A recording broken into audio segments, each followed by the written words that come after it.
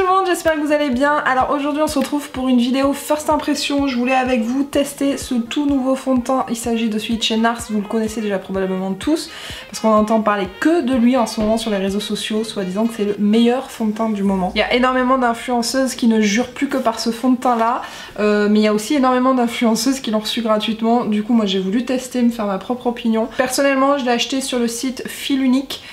Il est à 44,90€ et vous avez 30 ml.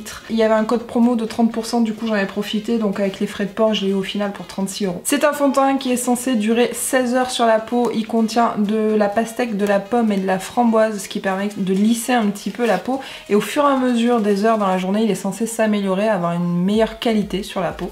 Donc ça j'ai un petit doute quand même, mais bon j'ai hâte de le tester. Je vais le tester sur toute la journée, je vous montrerai ce soir comment il a évolué sur ma peau. Concernant la teinte, moi j'ai choisi la teinte Mont Blanc, malheureusement, enfin je vais voir, je l'ai juste swatché mais je l'ai pas utilisé sur ma peau, mais j'ai peur qu'il soit un petit peu trop foncé, c'est souvent le problème avec moi au niveau des fonds de teint, donc je vais voir au niveau de la teinte. Alors sachez que je vous ai fait un article complet sur mon blog, je vous mets le lien dans la barre d'infos, vous pourrez trouver notamment la liste des ingrédients, un petit peu plus de choses en détail sur ce fond de teint là. Également vous trouverez des close-up avec des photos très près de toutes mes imperfections, parce que forcément on a toujours l'impression que les youtubeuses elles ont la peau nickel, mais loin de là, en fait c'est juste la caméra et les éclairages artificiels qui donnent cette impression. Mais en vrai on a des boutons, on a des rides, on a des pores dilatés, enfin voilà, on a la peau de monsieur et madame tout le monde. Donc vous verrez tout ça sur mon blog avec des close-up un petit peu plus près pour vous rendre davantage compte du rendu de ce fond de teint sur ma peau. Donc c'est parti, je vais faire... Ah, il est très liquide, vous voyez, ça coule vraiment, il est super liquide. Je vais faire un côté avec le Flat Kabuki de chez Sigma. Au niveau de la teinte, on est peut-être pas si mal en fait, faut voir. Ah oui, par contre il est super couvrant. Je sais pas si vous allez vous rendre compte à la caméra, comme d'habitude. Waouh! Alors il sèche pas, hein. C'est pas comme le undercover de Dior que je vous montrais la dernière fois. Là il est quand même encore collant, donc il faudra que je le poudre. Mais il a un effet un petit peu, je sais pas comment dire, hyper velouté sur la peau. Alors je pense que vous vous rendez quand même compte à la caméra entre ce côté et ce côté. Ça a bien unifié, en fait c'est le but d'un fond de teint, c'est de bien unifier. Bon voilà de près ce que ça donne, donc ça c'est le côté où il n'y a pas de fond de teint. Et là c'est le côté avec le fond de teint. Maintenant je vais faire l'autre côté avec l'éponge pour voir s'il y a une différence au niveau de l'application.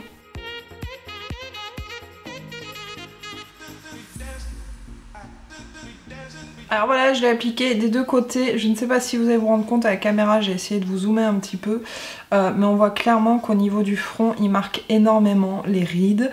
C'est-à-dire qu'il comble pas du tout la ride en fait, il reste en surface et il rentre pas à l'intérieur, c'est-à-dire qu'il bouge tellement, et pourtant ça fait que 3 minutes là que j'ai appliqué, mais il migre tellement en fait qu'il comble pas du tout les rides. Donc ouais, ça c'est vraiment un gros bémol parce que du coup ça les accentue encore plus.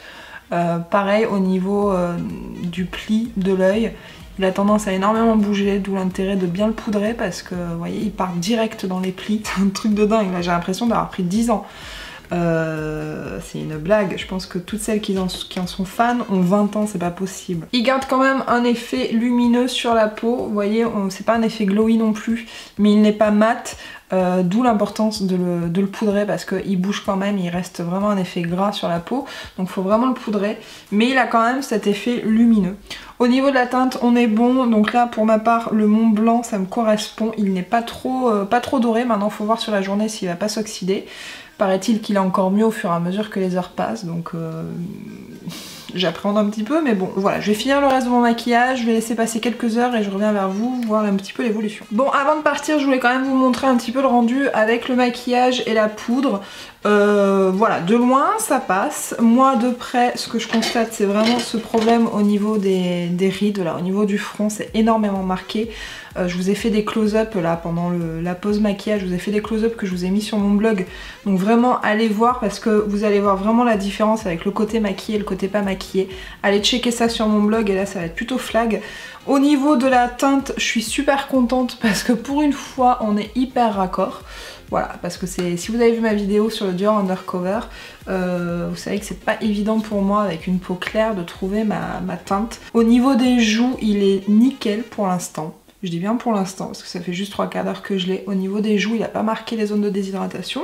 Donc je suis plutôt contente, mis à part cette histoire au niveau du front, où limite il faudrait que j'ai une frange ou une casquette, mais mis à part cette histoire de rides, pour l'instant ça va. Maintenant on va laisser passer quelques heures et je reviens en fin de journée pour vous montrer l'évolution. Bon, me voilà de retour, on est le soir, il est très tard, ça fait environ 10-11 heures que je porte le fond de teint, j'ai fait aucune retouche. Je sais pas si vous allez vous rendre compte avec l'éclairage, je vais éteindre les lumières et vous faire un zoom pour que vous vous rendiez compte. Mais là, c'est une catastrophe.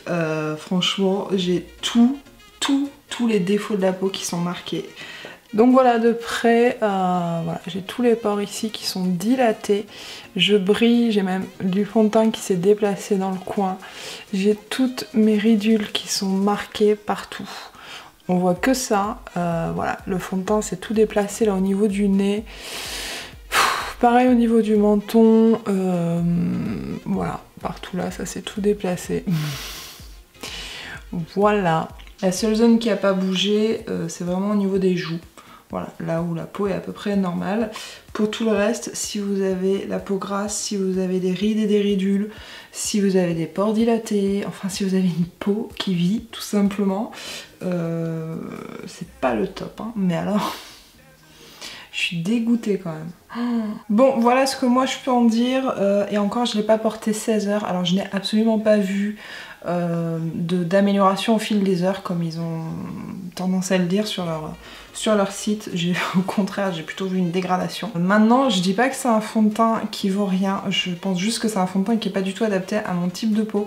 Si vous avez la peau normale et que vous n'avez pas de rides, pas de ridules, en gros, vous avez 20 ans avec une peau normale, sincèrement, je pense que ça peut être un très bon fond de teint parce qu'au niveau de mes joues, il n'a pas du tout bougé, il ne s'est pas oxydé, il n'a pas brillé, il tient bien. Par contre, si vous avez des rides et des ridules, c'est vraiment pas celui qui vous conviendra le plus. Et si comme moi, vous avez une peau mixte ou une peau grasse, voilà, il faut savoir qu'il bouge énormément sur les peaux mixtes à grasses, qu'il faut énormément le poudrer et que voilà, il bouge tout au long de la journée, donc c'est pas le fond de teint le plus adéquat pour ce type de peau. Donc voilà, je suis un petit peu, je suis même un peu beaucoup dégoûtée. Pour une fois que je suis la tendance, j'ai envie de dire, parce qu'en général je fais pas trop le mouton comme ça, mais là voilà, là j'avais envie, et puis surtout pour vous aussi, pour vous en parler sur ma chaîne, j'avais envie de le découvrir et de vous le faire découvrir, mais c'est vrai que pour le coup je suis un petit peu dégoûtée parce que très clairement il me convient pas quoi.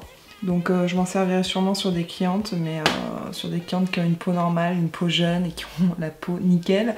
Mais sur des clientes comme moi, passé 30 ans, je veux dire, c'est pas possible. Peut-être que j'aurais dû l'utiliser il y a 15 ans en arrière, voilà, quand j'avais une peau normale et que j'étais jeune. Donc voilà, pour finir un petit peu cette vidéo sur ce fond de teint, personnellement je pense pas que ce soit le meilleur fond de teint du monde. Maintenant je dis pas que c'est un mauvais fond de teint, juste il n'est pas approprié à mon type de peau. En attendant, j'espère que cette petite revue vous a plu sur ce fond de teint. Dites-moi ce que vous en pensez, si vous l'avez testé. Dites-moi tout ça dans les commentaires parce que c'est super intéressant de vous lire, et puis même pour les autres lecteurs de voir un petit peu d'autres expériences, parce que moi c'est mon ressenti sur ma peau. Maintenant peut-être que sur vous il sera parfait, donc franchement dites-moi tout ça dans les commentaires parce que ça peut être super utile pour d'autres personnes. Et pour moi c'est toujours intéressant de vous lire, donc dites-moi tout ça sous la vidéo. En attendant, on se retrouve sur les réseaux, sur Snapchat et sur Instagram. Je vous fais des gros bisous et je vous dis à plus tard dans une prochaine vidéo. Des bisous, ciao ciao.